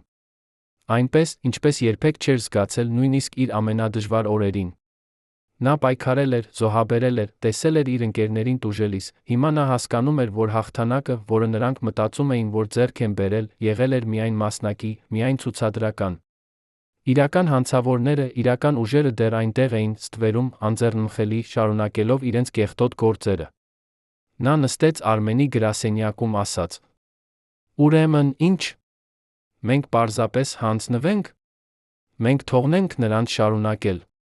Արմենը նայեց նրան երկար ժամանակ, հետո ասաց. Արկադի, դուք արդեն արեցիք ավելին, քան ցանկացած մարդ կարող էր անել։ Դուք 67 տարեկան եք, դուք հոգնած եք, դուք տվեցիք ձեր ամբողջ կյանքը այս պայքարին։ Գուցե ժամանակն է հանգստանալ, թողնել երիտասարդ սերնդին շարունակել այն, ինչ դուք սկսեցիք։ Բայց Արկադին չէր կարող հանգստանալ։ Նա գիտեր, որ եթե նա դադարեցներ հիմա, Վահագնի զոհողությունը կմնար անավարտ, Դավիթի տառապանքները կլինեին ընդունայն։ Նա ասաց Արմենին. Ես չեմ կարող դադարեցնել։ Ես պետք է գիտենամ ամբողջ ճշմարտությունը, նույնիսկ եթե դա վերջին բանն է, որ ես անում եմ իմ կյանքում։ Արմենը հառաչեց ասաց. Լավ։ Ես կօգնեմ ձեզ։ Բայց մենք պետք է շատ զգույշ լինենք։ Եթե այն մարդիկը, ում մասին մենք խոսում ենք, իմանան, որ մենք շարունակում ենք փորել, նրանք կարող են անել ավելի վատ բաներ, քան պարզապես սպառնալիքներ ուղարկել։ Եվ այդպես նրանք սկսեցին նոր, ավելի վտանգավոր հետաքննություն, փնտրելով այն անտեսանելի ձեռքերը, որոնք իրականում վերահսկում էին Հայաստանի ֆուտբոլիստ-վերային աշխարհը։ Հաջորդ շաբաթները Արկադին Արմենը հարցաքննեցին տասնյակ մարդկանց, նախկին ակումբների աշխատակիցներ, թոշակառու ոստիկաններ, անանուն վկաներ, ովքեր համաձայնվեցին խոսել միայն գաղտնի հանդիպումներում, մութ ավտոկայանատեղիներում, հին պուրակներում, լքված շենքերում։ Աստիճանաբար նրանք սկսեցին տեսնել մի նոր պատկեր, ավելի մեծ, ավելի բարդ, ավելի սարսափելի, քան նրանք երբեք պատկերացրել էին։ Պարզվեց, որ Արարատի սկանդալը միայն մի փոքր մասն էր ավելի մեծ ցանցի, որը տարածվում էր ոչ միայն Հայաստանում, այլ հարան երկրներում, Վրաստանում, Ադրբեջանում, նույնիսկ Ռուսաստանում։ Ֆուտբոլային ակումբները օգտագործվում էին որպես ծածկույթ միջազգային փողերի լվացման, զենքի արտադրի, նույնիսկ մարդկանց թրաֆիքինգի համար։ Մի նախկին ոստիկան, ով համաձայնվեց խոսել անանուն պայմանով, պատմեց նրանց. 2005 թվականին ես աշխատում էի կազմակերպված հանցավորության դեմ պայքարի բաժնում։ Մենք հետաքննում էինք մի խումբ, որը զբաղվում էր ապօրինի խաղատներով փողերի լվացմամբ։ Մենք հետեցինք փողերի հոսքին, տեսանք, որ մեծ գումարներ փոխանցվում էին Արարատի մի քանի այլ ֆուտբոլային ակումբների հաշիվներ։ Երբ մենք փորձեցինք ավելի խորը փորել, մեզ ասացին դադարեցնել հետաքննությունը։ Հրամանը եկավ շատ բարձրից, ոչ թե մեր ղեկավարից, այլ ավելի բարձրից։ Մեզ ասացին, որ սա ազգային անվտանգության հարց է, որ մենք չպետք է միջամտենք։ Ես հասկացա, որ համակարգը պաշտպանում է այդ հանցավորներին, ես հեռացա ոստիկանությունից, որովհետև չէի կարող ծառայել այդպիսի համակարգում։ Արկադին լսեց այս ամենը, զգաց, որ նրա ամբողջ աշխարհը կրկին փլվում է։ Նա միշտ հավատացել էր համակարգին, հավատացել էր, որ եթե դու անում ես ճիշտ բանը, արդարությունը կհաղթի։ Բայց հիմա նա տեսնում էր, որ համակարգը ինքնին էր կոռումպացված, որ արդարությունը միայն ցուցադրական էր, որ իրական ուժը պատկանում էր նրանց, ովքեր ունեին փող կապեր։ Նա հարցրեց նախկին ոստիկանին. ով էր տալիս այդ հրամանները։ Ով էր այդ, շատ բարձրից։ Ոստիկանը թոթվեց ուսերը։ Ես երբեք չիմացա անունները։ Բայց ես լսել եմ շշուկներ, որ կա մի խումբ, որը կոչվում է շրջանակ, որը բաղկացած է բարձրաստիճան պաշտոնյաներից, բիզնեսմեններից, հանցավոր ավտորիտետներից։ Նրանք են իրականում վերահսկում երկիրը, ոչ թե կառավարությունը, այլ նրանք։ Եվ ֆուտբոլը միայն մի փոքր մասն է նրանց կայսրության։ Արդյոք Արկադին իսկապես կարող էր պայքարել այդպիսի ուժերի դեմ, ուժերի, որոնք ունեին անսահման ռեսուրսներ, անսահման դաժանություն։ Արդյոք նա պատրաստ էր զոհաբերել ավելին, գուցե նույնիսկ իր սեփական կյանքը, որպեսզի բացահայտի այդ ամբողջ ճշմարտությունը։ Եվ ամենակարևորը, արդյոք նա կգտներ այն վճռականությունը, որը պետք էր նրան շարունակելու այս անհավասար պայքարը, երբ նա արդեն այդքան հոգնած էր, այդքան կոտրված, այդքան միայնակ։ 2015 թվականի փետրվարի 30-րդ օրը Արկադիի հեռախոսը զանգեց կեսգիշերին։ Ձայնը մյուս ծայրում էր անծանոթ, խռպոտ, կարծես մարդը խոսում էր հեռախոսի միջով, որը փաթաթված էր գործվածքով, աղավաղելու համար ձայնը։ Մարդը ասաց միայն մի նախադասություն. Եթե ուզում եք իմանալ ճշմարտությունը շրջանակի մասին, գնացեք Սան հին ձկնորսական նավահանգիստ, վաղը ժամը 11-ին։ Եկեք միայնակ։ Հետո գիծը գտրվեց։ Արկադին նստեց իր մահճակալի եզրին, սիրտը զարկում էր այնպես ուժգին, որ նա կարծում էր, թե այն կպայթի։ Նա գիտեր, որ սա կարող էր լինել ծուղակ, որ նրան կարող էին կանչել այնտեղ, ոչ թե տեղեկություններ տալու, այլ նրան վերացնելու համար։ Բայց նա գիտեր, որ սա կարող էր լինել նրա միակ հնարավորությունը, իմանալու ճշմարտությունը, որը նա այդքան երկար էր փնտրում։ Առավոտյան Արկադին գրեց մի նամակ Արմենին, բացատրելով, թե որտեղ է գնում, ինչու։ Նա գրեց. Եթե ես չվերադառնամ մինչ երեկո, դուք կգիտեք, թե ինչ է պատահել։ Խնդրում եմ, շարունակեք հետաքննությունը։ Մի թողեք, որ իմ զոհողությունը լինի ընդունայն։ Նա դրեց նամակը մի ծրարի մեջ, միասին Վահագնի նոթատետրի պատճենի, բժշկական քարտի բոլոր այլ ապացույցների հետ, որոնք նրանք հավաքել էին, թողեց այն իր պահարանում, հրահանգով, որ եթե նա չվերադառնա, Արմենը պետք է բացի այն։ Հետո նա հագավ իր հին մարզչական բաճկոնը, այն, որը Լուսինեն նվիրել էր նրան տարիներ առաջ, վերցրեց իր ավտոմեքենայի բանալիները, մեկնեց դեպի Սան։ Ճանապարհը տեց 2 ժամ։ Արկադին վարում էր լռության մեջ, նայելով ճանապարհին, մտածելով իր կյանքի մասին, այն բոլոր ընտրությունների մասին, որոնք նա արել էր, այն բոլոր մարդկանց մասին, ում նա սիրել էր, կորցրել էր։ Նա մտածեց Լուսինեի մասին, թե ինչպես նա կցանկանար, որ նա այստեղ լիներ, ասելու նրան, թե ինչ անել։ Նա մտածեց Վահագնի մասին, թե ինչպես նրա ընկերը մահացավ, պայքարելով ճշմարտության համար։ Նա մտածեց Դավիթի մասին, ով դարձավ հաշմանդամ, օգնելով նրան։ Եվ նա հասկացավ, որ նա չէր կարող հետ շրջվել, նա չէր կարող դավաճանել նրանց բոլորին, հիմա վախենալով։ Երբ նա հասավ Սան, արը արդեն բարձր էր երկնքում, բայց օդը սառը էր, փետրվարյան քամին փչում էր լճից, ծակում էր մինչ ոսկորները։ Հին ձկնորսական նավահանգիստը լքված էր, փտած նավակներ, կոտրված նավամատույցներ, անտեսանելի ձկնորսական ցանցեր։ Արկադին կանգնեց նավամատույցի եզրին, սպասեց։ 11 ժամն անցավ, հետո 11:15, բայց ոչ ոք չեկավ։ Արկադին սկսեց մտածել, որ սա իսկապես եղել էր ծուղակ, որ նրան բերել էին այստեղ, միայն ժամանակ վատնելու համար, կամ ավելի վատ, նրան հեռու պահելու համար երանից, մինչդեռ ինչ-որ բան տեղի էր ունենում այնտեղ։ Բայց հետո նա լսեց քայլերի ձայն իր հետում։ Նա շրջվեց, տեսավ մի տարեց մարդու, մոտավորապես 70 տարեկան, հագած հին ձկնորսական բաճկոն ձկնորսական գլխարկ։ Մարդը մոտեցավ նրան, ասաց. Արկադի Անդրեասյան։ Արկադին գլուխ տվեց։ Մարդը շարունակեց. Ես եմ այն մարդը, ով զանգեց ձեզ։ Իմ անունը Գագիկ է։ Ես աշխատել եմ Արարատի վարչական ապարատում 30 տարի, մինչ 2010 թվականը, երբ ինձ ստիպեցին հեռանալ, որովհետև ես գիտեի չափազանց շատ։ Նա նայեց շուրջը, համոզվելու, որ նրանք միայնակ են, հետո շարունակեց. Ես լսել եմ, որ դուք փնտրում եք շրջանակը։ Ես կարող եմ ձեզ ասել, թե ովքեր են նրանք, բայց դուք պետք է խոստանաք ինձ, որ դուք կպաշտպանեք իմ ինքնությունը։ Եթե նրանք իմանան, որ ես խոսեցի ձեզ հետ, նրանք կսպանեն ինձ իմ ամբողջ ընտանիքը։ Արկադին խոստացավ, Գագիկը սկսեց պատմել։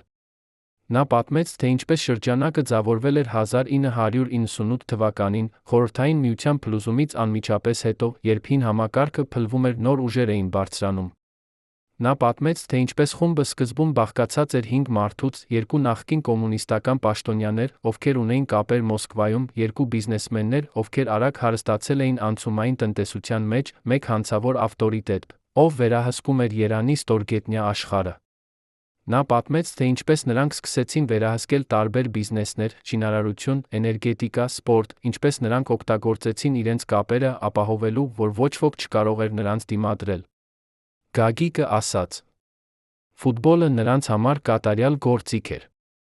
Մարդիկ սիրում են ֆուտբոլը, նրանք հույզերով են հետում խաղերին, նրանք չեն նկատում, թե ինչ է տեղի ունենում կուլիսների հետում։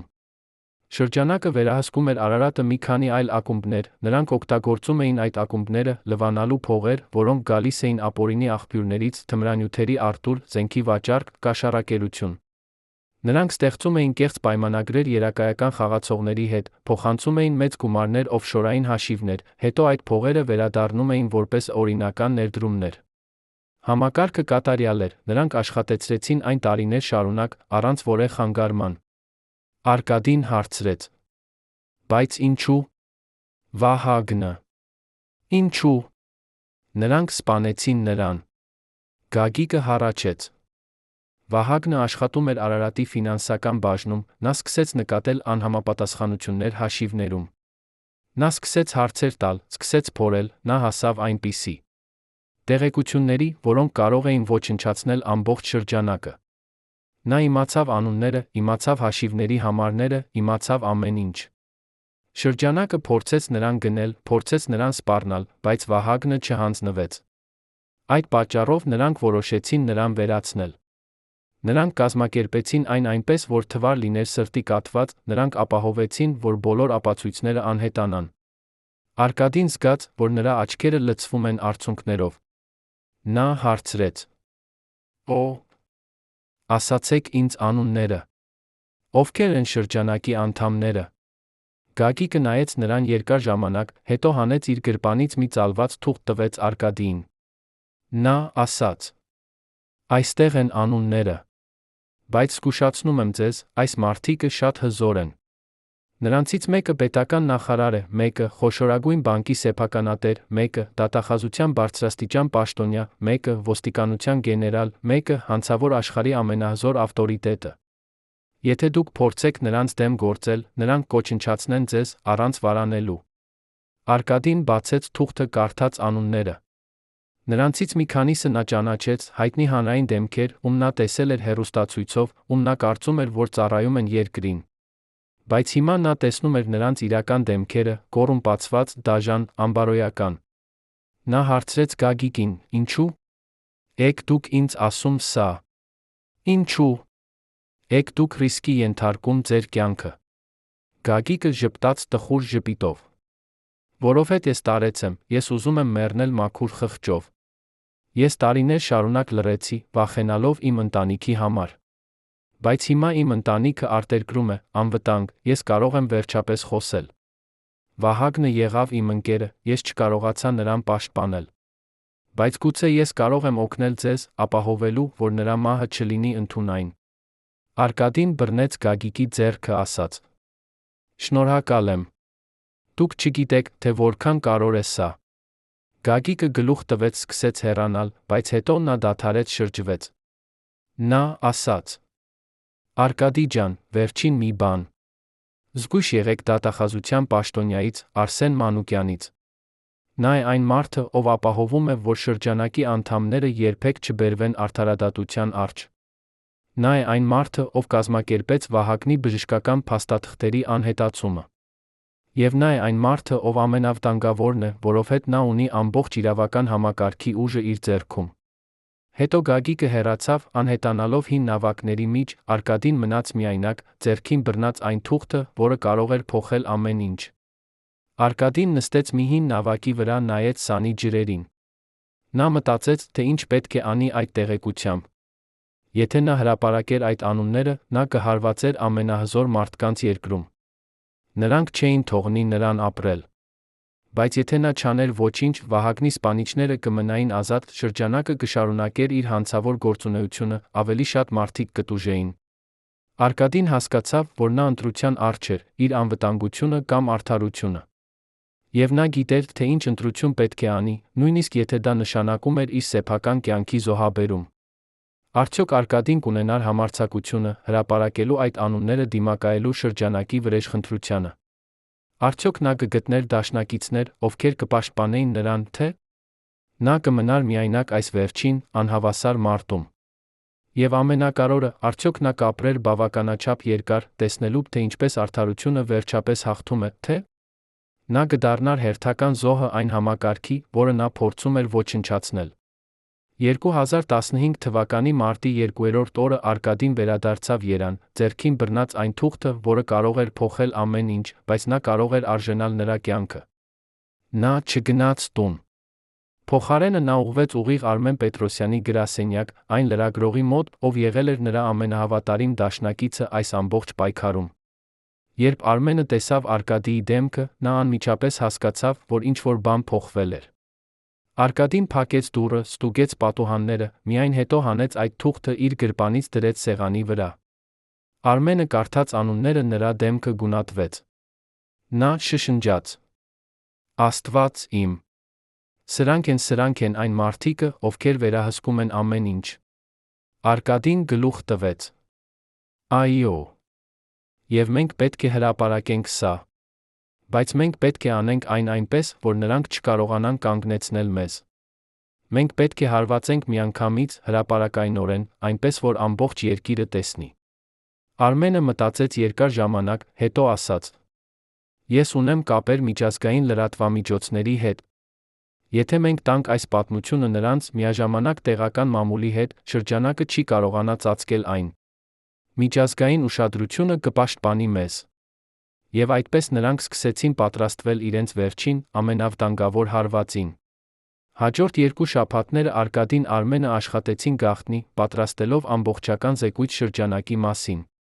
Նրանք հավաքեցին բոլոր ապացույցները, Վահագնի նոթատետրը, բժշկական փաստաթղթերը, Գագիկի ցուցմունքը, բանկային փաստաթղթերը, տեսանյութերը։ Նրանք ստեղծեցին մի մանրամասն քարտեզ, ցույց տալով, թե ինչպես էր գործում շրջանակը, ինչպես էին փողերը հոսում, ովքեր էին հիմնական խաղացողները։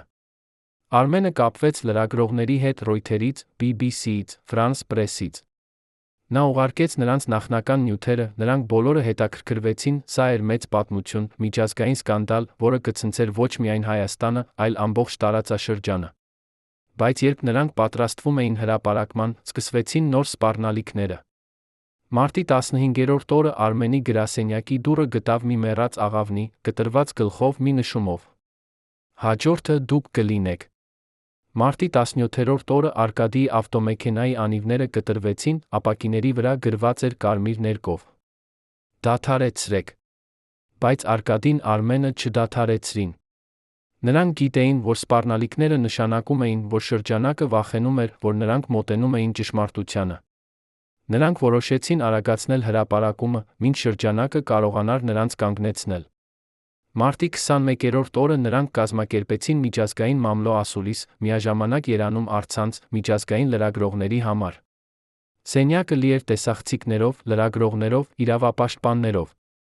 Արկադին կանգնեց ամբիոնի առջ, նրա ձեռքերը դողում էին, բայց նրա ձայնը հստակ էր։ Նա ասաց. «Այսօր ես հրապարակում եմ տեղեկություններ, որոնք կցնցեն Հայաստանի հասարակությունը։ Ես ունեմ ապացույցներ, որ մեր երկրում գործում է մի գաղտնի կազմակերպություն, կոչվում է Շրջանակ, որը բաղկացած է բարձրաստիճան պաշտոնյաներից, բիզնեսմեններից, հանցավոր ավտորիտետներից։ Այս կազմակերպությունը տարիներ շարունակ օգտագործել է ֆուտբոլային ակումբները, մասնավորապես Արարատը, որպեսզի լվանա ապօրինի փողեր, կատարի կոռուպցիոն գործարքներ, վերացնի այն մարդկանց, ովքեր փորձում են բացահայտել ճշմարտությունը»։ Նա ներկայացրեց ապացույցները, մեկը մյուսի հետից։ Նա ցույց տվեց Վահագնի նոթատետրը, բացատրելով, թե ինչպես է նրա ընկերը հայտնաբերել ֆինանսական հանցագործությունները, ինչպես է նա սպանվել այդ գիտելիքների համար։ Նա ցույց տվեց բժշկական փաստաթղթերը, ապացուցելով, որ Վահագնի մահը չէր կարող լինել բնական։ Նա ներկայացրեց բանկային փաստաթղթերը, ցույց տալով փողերի հոսքերը օֆշորային հաշիվներ։ Եվ վերջապես նա հրապարակեց անունները 5 մարդկանց, ովքեր կազմում էին Շրջանակի հիմքը։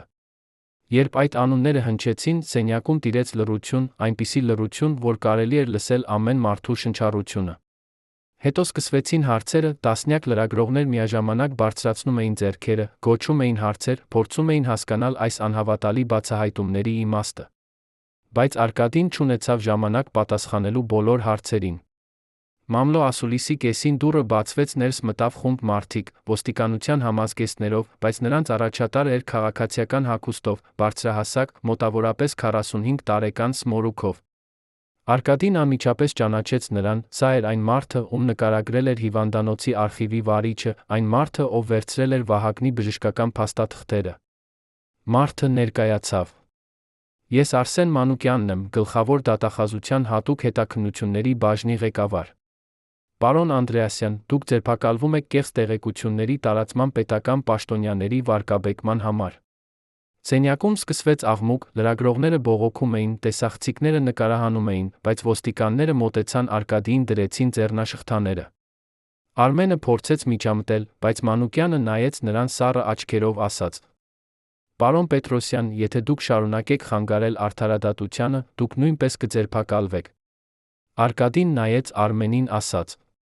«Շարունակեք։ Մի դադարեցրեք։ Պատմությունը արդեն դուրս է։ Նրանք չեն կարող այն կանգնեցնել»։ Եվ իսկապես, այդ պահին տասնյակ լրագրողներ արդեն ուղարկում էին իրենց նյութերը, իրենց խմբագրություններ, միջազգային լրատվամիջոցները արդեն սկսում էին հրապարակել պատմությունը։ Շրջանակը փորձեց կանգնեցնել Արկադիին, բայց նրանք ուշացել էին, ճշմարտությունը արդեն տարածվում էր աշխարհով մեկ, ոչինչ չէր կարող այն կանգնեցնել։ Արկադիին տարան ոստիկանության բաժին, փակեցին խցում։ Նա նստեց սառը մետաղյա նստարանի վրա, սպասեց։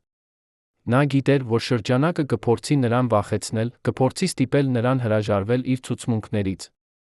Բայց նա գիտեր, որ միջազգային ուշադրությունը այժմ ուղղված էր Հայաստանին, Շրջանակը չէր կարող պարզապես նրան սպանել, առանց հսկայական սկանդալի։ Նա պետք է դիմակայեր, պետք է պահպաներ իր ցուցմունքները, պետք է հույս ունենար, որ համակարգը վերջապես կաշխատի ճիշտ։ Գիշերը նա անցկացրեց խցում, մտածելով իր կյանքի մասին, մտածելով Լուսինեի մասին, մտածելով Վահագնի մասին, մտածելով բոլոր այն մարդկանց մասին, ում նա սիրել էր, կորցրել էր։ Եվ նա զգաց խաղաղություն, այնպիսի խաղաղություն, ինչպիսին չէր զգացել տարիներ շարունակ։ Նա արել էր այն, ինչ պետք էր անել։ Նա պայքարել էր արդարության համար։ Եվ անկախ նրանից, թե ինչ կլիներ նրա հետ, նա գիտեր, որ նա արել էր ճիշտ բանը։ Արդյոք Շրջանակը կարողանար փրկել իրեն այս միջազգային սկանդալից, թե՞ վերջապես համակարգը կաշխատեր, իրական հանցավորները կբերվեին արդարադատության առջ։ Արդյոք Արկադին կկարողանար դիմակայել ճնշմանը, պահպանել իր ցուցմունքները, թե՞ Շրջանակը կկարողանար գտնել ուղի, նրան լռեցնելու։ Եվ ամենակարևորը, արդյոք այս պայքարը վերջապես կբերեր փոփոխություն Հայաստանում, թե՞ համակարգը կմնար նույնը, պարզապես ավելի զգույշ, ավելի թաքնված։ 2015 թվականի մարտի 22-րդ օրը, Արկադիի ձերբակալումից մեկ օր անց, Հայաստանի փողոցները լցվեցին մարդկանցով։ Հազարավոր քաղաքացիներ դուրս եկան, պահանջելով Արկադիի ազատ արձակումը, պահանջելով Շրջանակի անդամների ձերբակալումը, պահանջելով իրական արդարություն։ Միջազգային հանրությունը նույնպես արձագանքեց, Եվրոպական միությունը, Միացյալ Նահանգները, մարդու իրավունքների կազմակերպությունները բոլորը պահանջեցին անկախ հետաքննություն։ Հայաստանի կառավարությունը հայտնվեց անսովոր ճնշման տակ, ներքին-արտաքին։ Նրանք չէին կարող անտեսել այս սկանդալը, չէին կարող պարզապես ծածկել այն, ինչպես անում էին անցյալում։ 2 օր անց գլխավոր դատախազը հայտարարեց, որ կբացվի նոր քրեական գործ շրջանակի գործունեության վերաբերյալ, որ Արկադի Անդրեասյանը կազատ արձակվի, քանի որ նրա դեմ ոչ մի իրական մեղադրանք չկա։ Երբ Արկադին դուրս եկավ ոստիկանության բաժնից, նրան դիմավորեց ամբողջ հարյուրավոր մարդիկ ծափահարում էին, գոչում էին նրա անունը, բարձրացնում էին պաստառներ, Արկադին հերոս է, ճշմարտությունը հաղթեց, շնորհակալություն քո համարձակության համար։ Արկադին կանգնեց դռան մոտ, նայեց այդ ամբոխին, այդ մարդկանց, ում նա երբեք չէր տեսել, բայց ովքեր դուրս էին եկել աջակցելու նրան։ Նա զգաց, որ նրա աչքերը լցվում են արցունքներով, ոչ թե տխրությունից, այլ երախտագիտությունից։ Նա հասկացավ, որ նա միայնակ չէր այս պայքարում, որ կային հազարավոր մարդիկ, ովքեր հավատում էին արդարությանը, ովքեր ուզում էին տեսնել փոփոխություն։ Արմենը մոտեցավ նրան, գրկեց նրան։ Դուք արեցիք, Արկադի։ Դուք իսկապես արեցիք։ Բայց պայքարը դեռ ավարտված չէր։ Հաջորդ շաբաթներին սկսվեց հետաքննություն, իրական, անկախ հետաքննություն, որը վարում էր հատուկ խումբ, բաղկացած միջազգային փորձագետներից, հայ հետաքննիչներից, ում ընտրել էին հենց նրանց անկախության անկեղծության համար։ Նրանք հարցաքննեցին տասնյակ վկաների, ուսումնասիրեցին հարյուրավոր փաստաթղթեր, հետեցին փողերի հոսքերին։ Աստիճանաբար նրանք սկսեցին բացահայտել շրջանակի ամբողջ կառուցվածքը, ոչ միայն այն 5 հիմնական անդամներին, այլ տասնյակ այլ մարդկանց, ովքեր աշխատում էին նրանց համար, պաշտոնյաներ, ոստիկաններ, դատավորներ, բիզնեսմեններ։ Ապրիլի վերջին սկսվեցին ձերբակալությունները, մեկը մյուսի հետից, բարձրաստիճան մարդիկ տարվում էին ոստիկանություն, նրանց գրասենյակները խուզարկվում էին, նրանց հաշիվները սառեցվում էին։ Արսեն Մանուկյանը, այն դատախազը, ով փորձել էր ձերբակալել Արկադիին, ինքը ձերբակալվեց մայիսի 2-րդ օրը, մեղադրվելով արդարադատության խոչընդոտման, ապացույցների ոչնչացման կազմակերպված հանցավոր խմբի անդամ լինելու մեջ։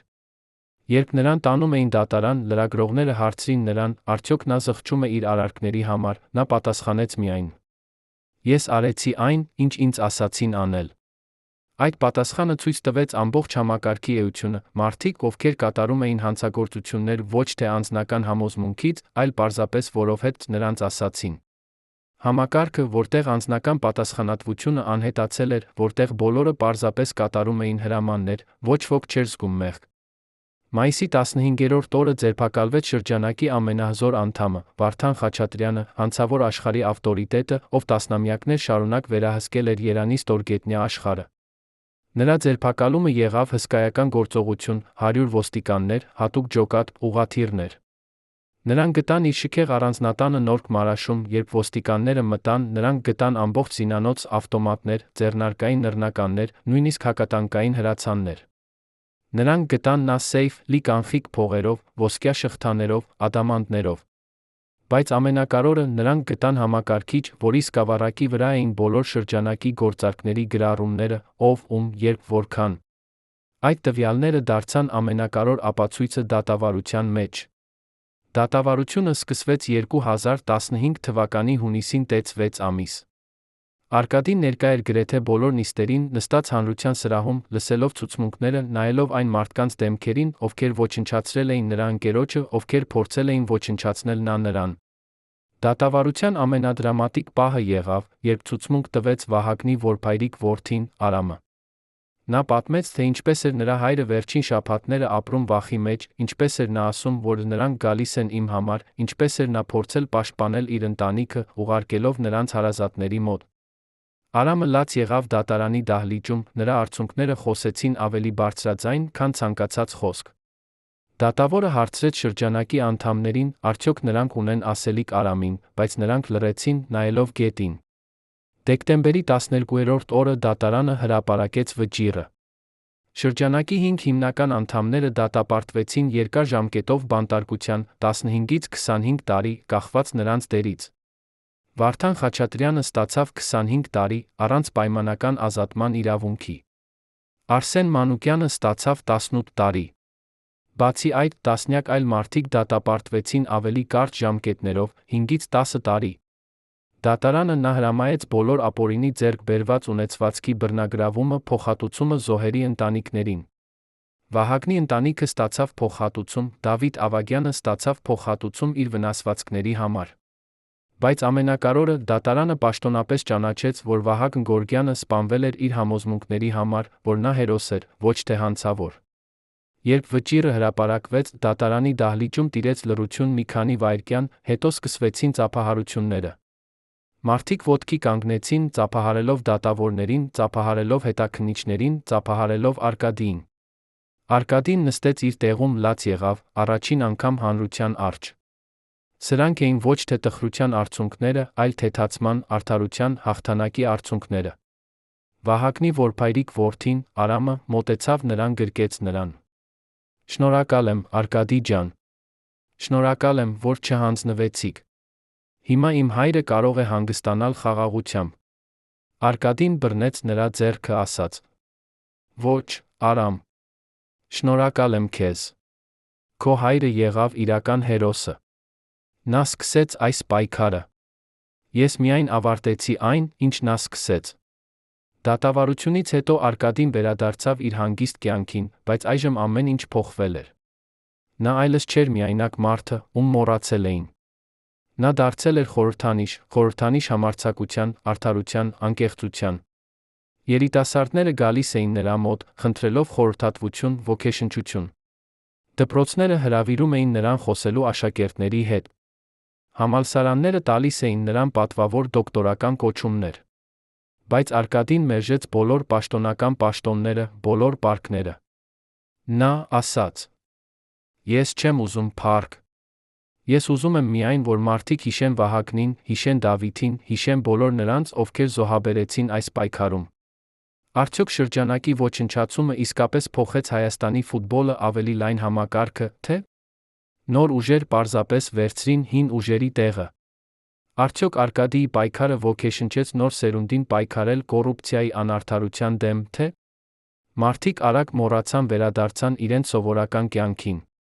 Եվ ամենակարևորը, արդյոք Արկադին վերջապես գտավ այն խաղաղությունը, որը նա այդքան երկար էր փնտրում, թե՞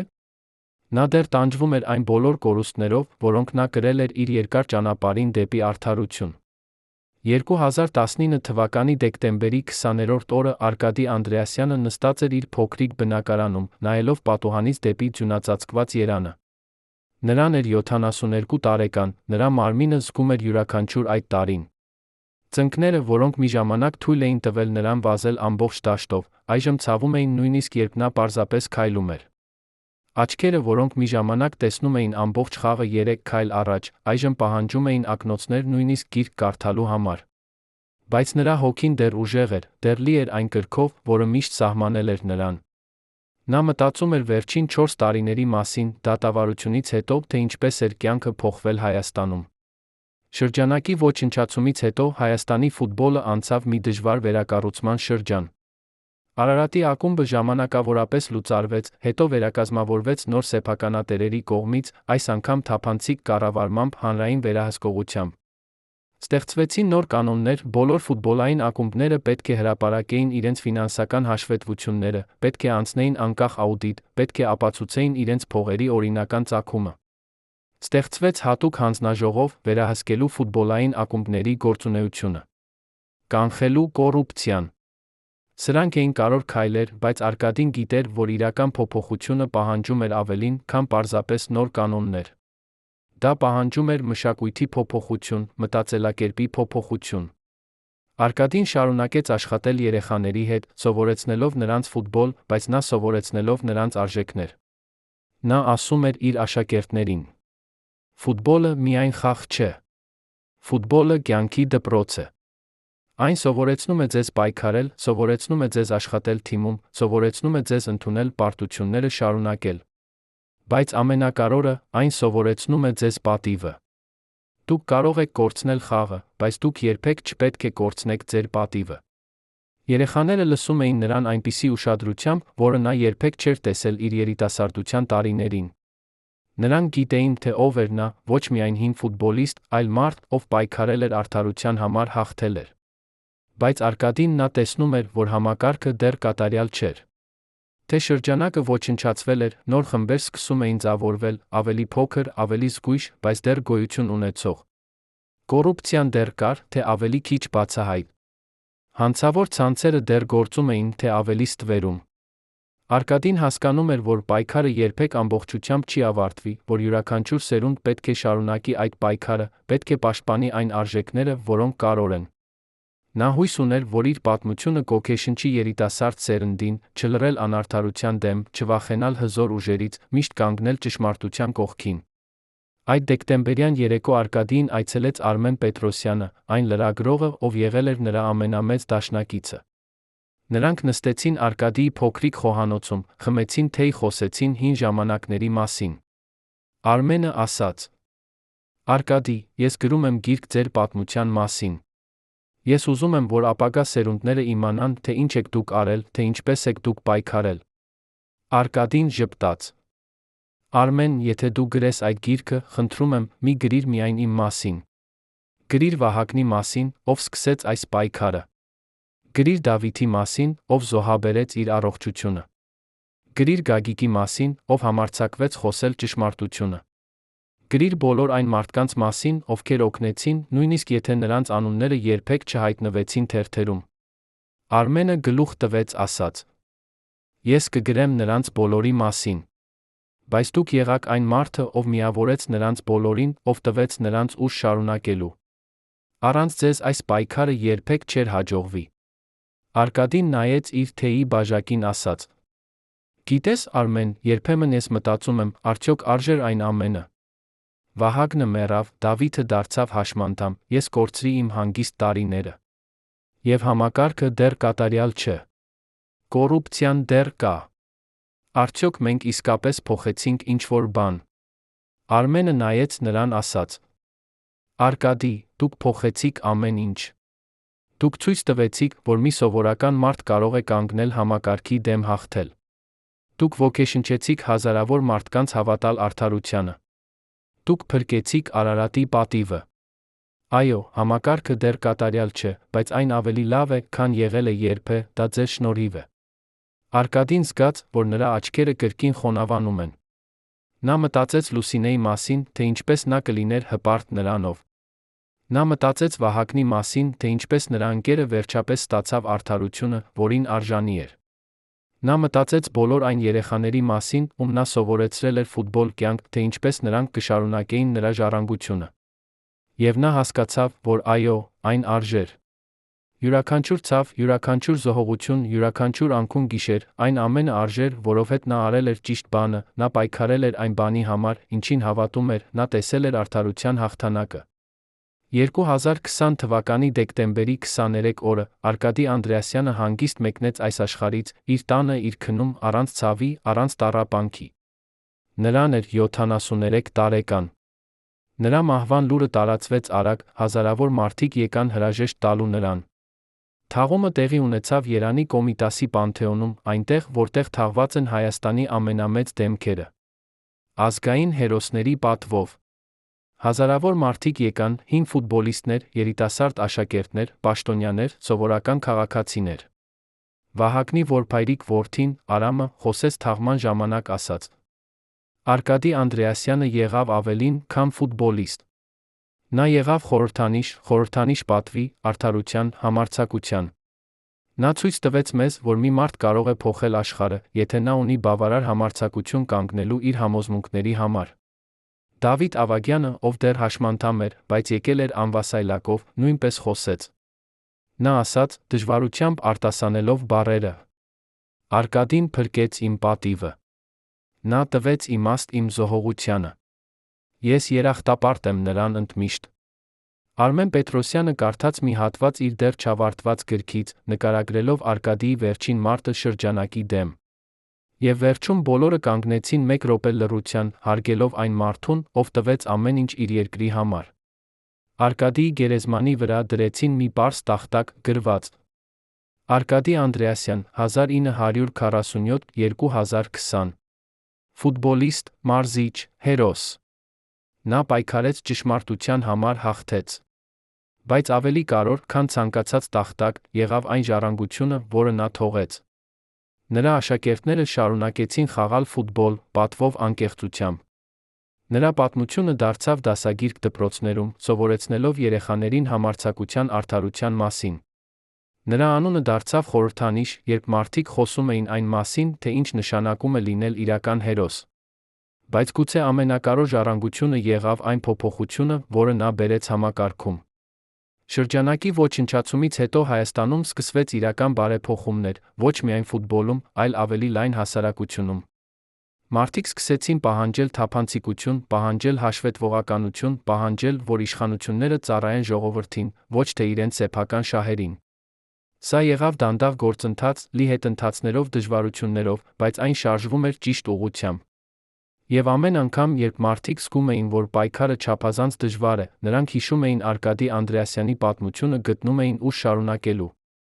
Այսօր, երբ դուք քայլում եք Երանի փողոցներով, դուք կարող եք տեսնել Արկադիի անունը տարբեր տեղերում։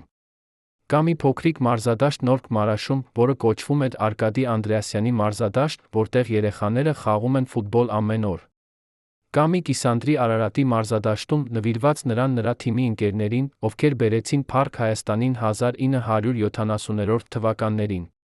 Եվ կա մի փոքրիկ թանգարան Հանրապետական մարզադաշտի մոտ, որտեղ պահպանվում են նրա մեդալները, նրա մարզակոշիկները, նրա լուսանկարները, ամենակարևորը Վահագնի նոթատետրը, որը սկսեց այս ամբողջ պայքարը։ Բայց ամենակարևոր հուշարձանը Արկադիին չէ քարից կամ բրոնզից։ Այն գտնվում է մարդկանց սրտերում, այն հազարավոր մարդկանց, ում նա ոգեշնչեց, ում նա սովորեցրեց, ում նա ցույց տվեց, որ մի սովորական մարդ կարող է անել արտակարգ բաներ, եթե նա ունի համարձակություն կանգնելու իր համոզմունքների համար։ Երբ երիտասարդ ֆուտբոլիստները խաղում են դաշտում, նրանք հիշում են Արկադիի խոսքերը. «Դուք կարող եք կորցնել խաղը, բայց դուք երբեք չպետք է կորցնեք ձեր պատիվը»։ Երբ լրագրողները հետաքննում են կոռուպցիայի գործեր, նրանք հիշում են Արկադիի համարձակությունը կանգնել հզոր ուժերի դեմ։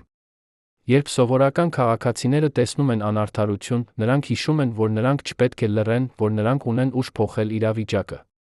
Արկադի Անդրեասյանի պատմությունը պատմություն է մի մարդու մասին, ով ծնվեց սովորական ընտանիքում, ով դարձավ ազգային հերոս իր տաղանդի շնորհիվ, ով կորցրեց ամեն ինչ վնասվածքի պատճառով, ով վերականգնվեց, դարձավ մարզիչ, ով կորցրեց իր սիրելի կնոջը, ով տեսավ իր ընկերոջ սպանությունը, ով վերջապես գտավ ուժ կանգնելու համակարգի դեմ պայքարելու արդարության համար։ Սա պատմություն է կորուստների հաղթանակների, ցավի հույսի, մութության լույսի մասին։ Բայց ամենակարևորը, սա պատմություն է այն մասին, որ մի մարդ կարող է փոխել աշխարհը, եթե նա երբեք չհանձնվի իր համոզմունքներին։ Բարեկամներ, ինչպես եք դուք վերաբերվում Արկադի Անդրեասյանին։ Արդյոք նա զոհ էր համակարգի, որը մոռացավ իր հերոսներին, դավաճանեց իր արժեքներին, թե՞ ինքը պատասխանատու էր իր ճակատագրի համար, ընտրելով դժվար ճանապարհը, երբ կարող էր ընտրել հանգիստ կյանքը։ Գուցե նա պետք է լռեր, պետք է ընդուներ իրավիճակը, պետք է մտածեր իր անվտանգության մասին։ Կամ գուցե նա արեց միակ ճիշտ բանը, կանգնելով ճշմարտության համար, նույնիսկ երբ դա արժեցրեց նրան ամեն ինչ։ Գրեք ձեր կարծիքը մեկնաբանություններում, մենք ուզում ենք իմանալ, արդյոք ձեր քաղաքում դեռ հիշում են Արկադի Անդրեասյանին, արդյոք դեռ կան մարդիկ, ովքեր պատմում են իրենց երեխաներին նրա մասին, արդյոք նրա ժառանգությունը դեռ ապրում է ձեր սրտերում։